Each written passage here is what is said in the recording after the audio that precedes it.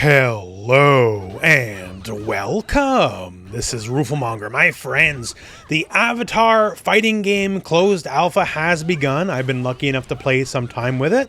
And I'm making this video because this game's kind of a legit just blast to play.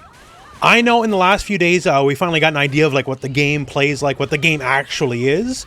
But there's still a lot of things that I don't think a lot of people know or appreciate, and that's kind of what I want to go over in this video. Because this is legitimately one of the most fun fighting games I've played in years. Because there's a lot of things going on that either just smart, evolutions or implementations of, the usual fighting game stuff. And a lot of stuff that's just very different and unique. And that's just the surface level stuff. Granted, there's a lot more to be learned. This is a closed alpha. Nobody's a pro at the game right now. But even the immediate surface level stuff is really fantastic. And before I start talking about a lot of the system mechanics and gameplay sort of things about the game, one thing I want to mention out of the gate is this game is fast, y'all. There's certainly a lot of fast fighting games on the market. That's not unique in and of itself. But normally you have to get somewhat decent at the game before the speed unlocks, right? You play and then you're slow, and the better you get, the faster you get. This game's lightning fast out of the gate. So if it's already super quick immediately, I can't imagine how fast it's going to be once we actually learn how to play the game and be decent at it. And I do there's almost no hard knockdowns, and you're allowed to neutral or forward or back roll just about everything. So neutral's basically at the heart of the game. You're almost never forced into a bad situation unless you're in the equivalent of the burnout state, and at which point that's basically your fault. As far as I know, the only character, at least in this build, that can force burnout is Korra. But then again, who knows? But basically, it's just fast-paced, and neutral is 90% of the gameplay. And to me, the neutral is always the most fun part of a game, where you're just kind of flitting back and forth for dominance. So thumbs up there. But let's talk gameplay, because this game's very interesting in that way. So real quick, first off, this is the title screen, and it's very simplistic, but it looks great. This is the vibe you need to hit, and they're hitting it big, so thumbs up on that. This is character select, and again, just really good vibes. This is Avatar. This is what they need to hit. And you pick your character, you can pick a variety of colors. These are hand-drawn characters, so I don't think there's going to be costumes or anything like that, but oh well. And you can also pick your support, your variation. Now, real quick before we get into it, I did mention, these are kind of hand-drawn characters, but they did go extra mile here. Zuko, his scar doesn't flip like Sagat's eye patch. It will always be on the correct side. So that's really cool. But yeah, so the first thing, I'm just playing the characters, just seeing the moves, right? This is the first time I played the game. And one of the things I do out of the gate is I always try to reduce a game to be like King of Fighters or Mortal Kombat, just to see how greasy the game really is. Korra has a move, of course, go back and attack. And it's an overhead, right? And there's a bunch of different versions, so sure, whatever, right? And I'm oh, well, can I Tiger Knee it and do it lower to the ground as possible? And yeah. You can, and it maintains the overhead property, right? So you have instant air, unseeable overheads, and that's the moment I realized, oh, this is the kind of game this is gonna be. This is gonna be a silly kind of game. Now, I will just quickly go over some of the characters. We've seen a lot of what Aang can do, but for Zuko, Katara, and Korra is the one I've played the most so far. So first off, Zuko. So Zuko's got all sorts of dive kicks, and he can do them very low to the ground. And this isn't even the variation that has the good dive kicks. And you can do it like this low to the ground. So it's pretty crazy, right? But he's also the fireball guy. And the thing about the fireballs is you can hold them.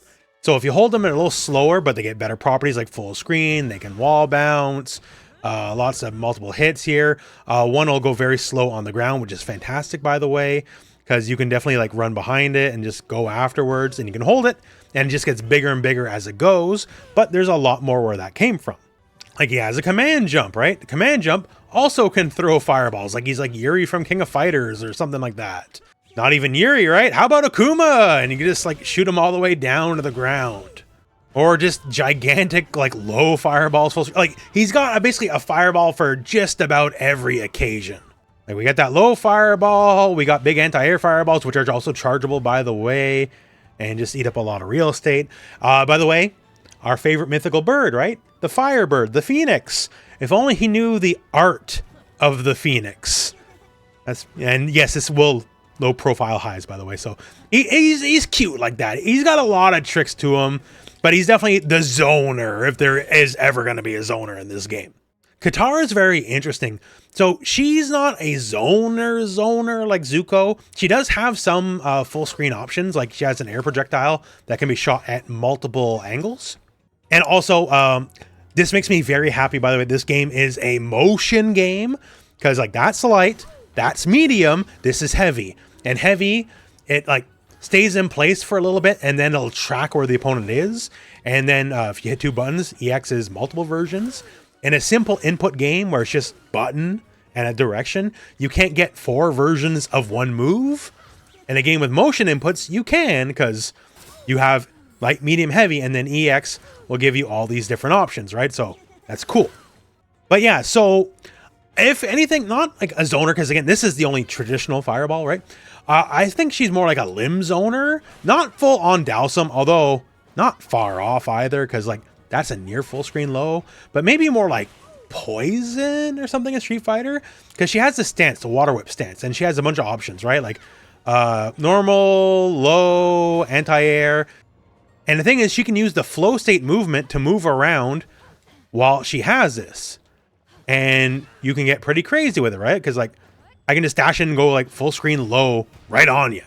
And in fact, if you use the flow state to move around while doing it, the moves get buffed. Like the low becomes a true hard knockdown. There's not many hard knockdowns as far as I can see. All these stance whip moves are also good in the air and they cover a wide variety of angles. They have a lot of range. She has a traditional run, not just a dash like some of the other characters. And her flow dash also basically has like a short hop attached to it, which is great because her jump medium is one of the easiest cross-ups in the game, so you can definitely get people with that. She has a Rekka series, and the thing is, so light Rekka is just the base hit, medium Rekka is an actual low, and heavy Rekka is an actual overhead, right? So she can just make you guess 50-50 on the spot. Like the mix is gonna be real strong in this game from what I can tell. It's just that it's gonna be hard to get people to stand long enough still to get mixed to begin with.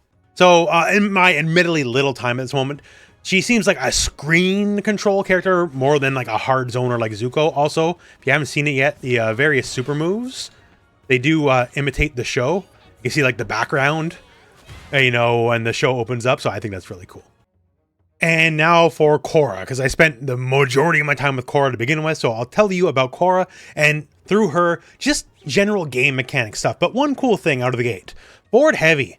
So she does like this bending move, right? It actually changes based on the stage. That's good attention to detail. So here in the Northern Water Tribe, it's like a big ice pillar. Sure. Here in the Korra timeline Earth Kingdom, she's like bending the cement instead, right? So a normal that changes just on the environment, that's an extra mile kind of thing. I think that's really cool. But yeah, so Korra here. Again, I'll tell you about Korra and just general game stuff. So of the 4 characters, Korra's the slow one. I want to stress that. She's the slow one. And like, does this look like a slow move? In this game, that's slow. Like shenanigans like this, that's slow. So I just want to press upon you like how fast the game is. I'm sure there'll be slower characters in time, but of these 4, she's the slowest one. And she still has like wacky movement. And in fact, it can get extra wacky because she is one of the 2 avatars and she can enter the avatar state. And when she's in that avatar state, stuff like that air dash, she can just do that and like hit you with like double overheads or, you know, overhead low or what. Like she can get tricky on the movements, what I'm trying to say. And speaking on that, the avatar state. So avatar state, you can get into it in 2 different ways for Korra. You can either have 4 of the little bars filled up. That's your level 1 super, and you'll manually enter the avatar state. And once you're in the avatar state, everything's better. She has a buff mechanic, which we'll talk about. While that's live, the avatar state, everything's the buff mechanic. And like, yo, it's good. Some good stuff. It's some good stuff.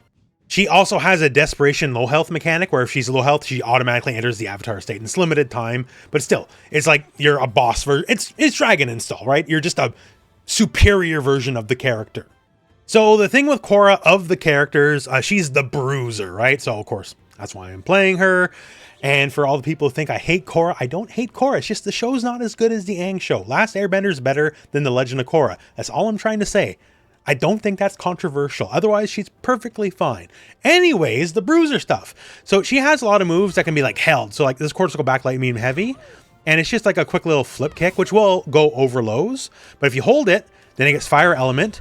And then it'll knock down, which is really good. And you can juggle after the fact. And it becomes plus on block. So that becomes really good. So that's for light and medium. And heavy is your invincible reversal. And EX is like basically in more invincible, more damaging reversal. And one of the things that's unique to Korra is your blue bar, which is like, for lack of a better term, consider it like your Street Fighter drive gauge, right? You can burn additional bars to get extra things out of it on all your EX moves.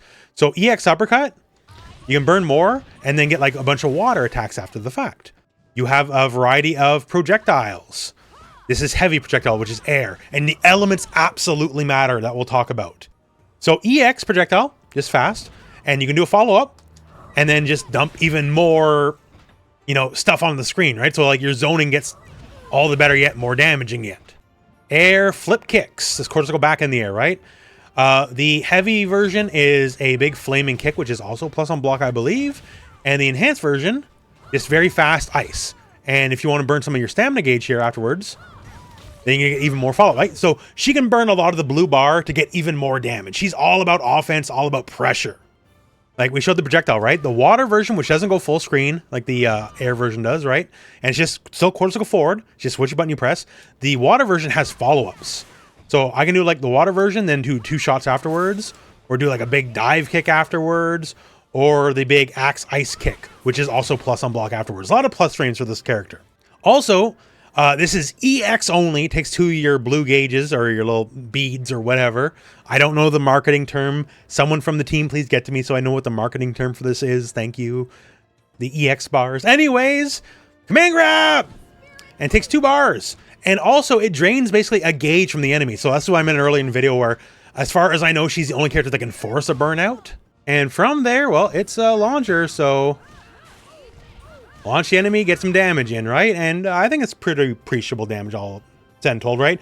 So no necessarily 360 spinning pile driver character like a pure grappler yet. There's more characters to come yet. I'm sure it's going to be some kind of earthbender. That just sort of makes sense to me. And one of the coolest things about Korra is she cares about the lore. Like, you know, Avatar, right? Sing along with me from the show if you remember. Water, earth, fire, air. These things matter for that. You have to hit with these specific attacks in that order, and you'll get a fun little buff about it. So let's look at this. Water, earth, fire, air. Oh, whoa, whoa, whoa. What just happened there? So we used the 4 elements in the order, just like the opening of the show. And now we got that big glow. And the big glow unlocks a boosted version of a move. And no, it's not just like the EX version. That's a separate thing. So to give a good, very good example of this, let's talk about that instant overhead. Remember we talked about that at the very beginning of the video, right? So if we do this here, it leaves them standing. So that instant unseeable overhead we talked about, normally it just knocks you down, right? And since it's very difficult to get Oki in this game because you can roll in any direction afterwards, like the reward is just to hit in and of itself, which isn't bad. That's not bad, right? But the reward is just to hit in and of itself. If I have the buff live, that means any of my special moves get a major buff and they all do different things. So for me, that instant unseeable overhead, I'll get a full combo.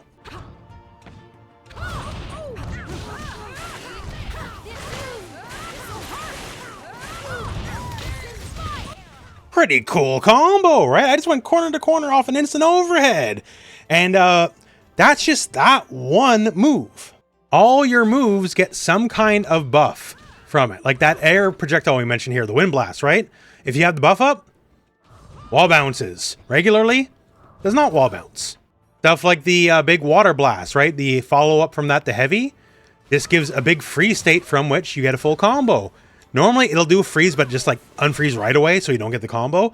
There, it's like Sub-Zero. You freeze them, you get a full combo, so you get more damage. Like, you just get more everything.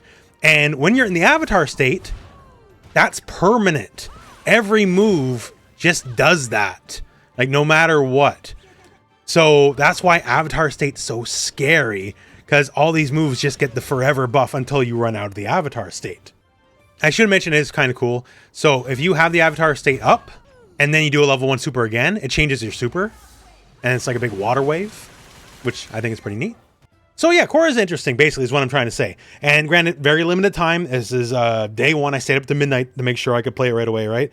There'll be more cool stuff, but this is kind of like a surface level of the characters. But let's talk some of the mechanics and some of the system stuff that's really interesting. So now just to get really heavy on system stuff, some of the universal stuff's really cool, like the flow button. If you hold it, it's basically a universal parry that also builds your EX gauge while you're doing it. That's cool. And if you hit directions while doing it, you get all sorts of movement, like down and flow is basically a universal high crush as far as I can tell. And a lot of characters get unique attacks out of it. And forward and back flow is all sorts of movement, and they can all cancel into each other. They're not quite runs, but well, they are. Not. It does change character to character, but it lets you do really wacky stuff. Like the movement is at the core of the game, and the flow system is just a big part of it, especially because some, not all, but some moves you can cancel into flow. So like say that forward heavy, which is a big launcher, right? So I can hit someone, do that, cancel into my forward flow, which is like the run. And that for Korra is also jump cancelable. So I can knock you up in the air and then flow cancel, then jump cancel, and then get an air combo after the fact. So that in mind, you just kind of take the character's unique traits in mind and like just work with the flow stuff, right? But there's more than just the flow stuff. And even though that's universal, even though it's not universal for each character, right? Like the inputs are universal. They all use it in different ways, which is cool. And obviously there's the support characters that own their own value, right? There's critical hits, which is basically, for lack of a more elegant term, it's a quest system. It's almost like lethal hits from Soul Calibur 6. You're looking for a hyper-specific thing, and it'll give you a big bonus if you get it. And each thing is completely different for each character. So let's look at here at Korra's, because I think hers are very interesting. So, hot-headed. If Korra gets the first hit without defending or being hit, she gains 1 chakra. Okay, chakras, the EX bars, chakras. 1 chakra point. So we just started training mode here, so here it is. First attack, you get an EX bar. So it's like basically like Mortal Kombat, first hit bonus, right? But only Korra cares about this. Nobody else does. Because Korra is a, you know, if you watch the show, she's a very aggressive kind of person, right? So she really wants the first hit in a fight. And if you get it, then you're rewarded. But once again, it's only her. This is not a universal mechanic. She's the only character that cares at all about getting the first hit.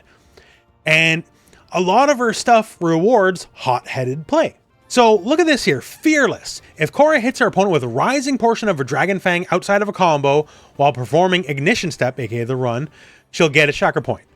So, okay, that's a lot of words. Let me break it down for you. This wants you to do this, then do your DP. So it wants you to just do run DP and just scream at the enemy and do it. And if you do, you get a bonus. Every Ken player in the world is like, oh yeah, I know how to do that, right? Just run forward and just do a friggin' DP. So that's a quest only for her to reward a very ignorant play style, which is very fitting. Same deal, off her flow run, where she has the flames, right? She has a dive kick. And you see here, that was pretty significant, right?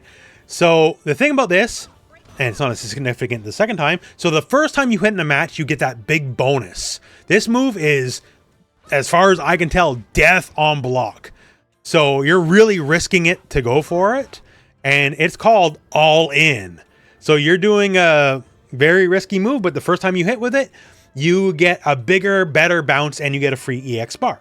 And it just all plays around. Like her move here, the command grab that drains people. If you catch someone in flow state while doing it, it drains them even more. Flow state's basically like your universal parry, right? So people are going to parry a lot to get out of offense, and the way to defeat that is you throw them. And if you throw them while they're parrying, you get a big bonus. You get like a launcher or a wall bounce or something. And since she has the actual command grab, they're going to lose more bar, and they're also going to lose some of their EX gauge on top of you getting some, right? So everyone has specific things to look out for. Like Aang. Aang is rewarded for being a pacifist because he's an airbender, right? If he can flow state parry 3 different moves without hitting the opponent back, then he'll get 2 EX bars for it. Because again, he's a pacifist, right? So all these quests, all these bonuses are unique to each character that gives them all like alternate things to aim for besides the usual fighting game stuff.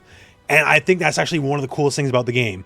Again, somewhat similar to Lethal Hits in Soul Calibur 6, and it's actually one of my favorite things about Soul Calibur 6. So the fact that it's here, big thumbs up to me. I like it a lot. So yeah, that's some quick thoughts about the game. The closed alpha is ongoing as of the time of me making this. It'll be on throughout the whole weekend, and it's pretty dang cool. Like, I was already a fan of what it is. Like, I like the Avatar franchise. I've always liked it ever since it originally came out. I've been buying the magic cards. Like, I'm invested in the Avatar ecosystem right now. So I was already predisposed to like it, but now that I got some hands-on time, I'm still pleasantly surprised. Like, seeing what's possible, seeing what's here, seeing, you know, the flavor and the rule set of the game. It's all fun. I was already looking forward to it, but now, like, I got my eye on this game. Especially because it's quite different from stuff we've had in recent offerings. You know, like next year, this game comes out, but next year is another year of tag fighters. We have Invincible, we have Marvel Tokon, right? This is just a really crazy 1v1 game. Also, given the general mobility and how much people are in the air, you'll be very surprised to find, no, you cannot air block in this game. That definitely got me beat up because I just assumed you could air block given how mobile it is. You can't, as far as I can tell. Maybe someone has something, I don't know, but even though it's so mobile, being in the air will get you bopped. So basically, watch out for that is what I'm trying to say. But yeah, so there'll definitely be more Avatar coverage on the channel for time to come. When the beta's all over, I'll probably have a more coherent impressions video. Biggest takeaway right now is it's just interesting and cool. I'm having a lot of fun. I'm looking forward to playing more, and I guess that's the best possible thing I could say about it. That all said, my friends, that's the end of the video. So thank you very much for watching. Hope this video has found you well, and go out and, you know, whenever you can, because it's closed alpha, not everyone's in it, but still, go out and play some Avatar.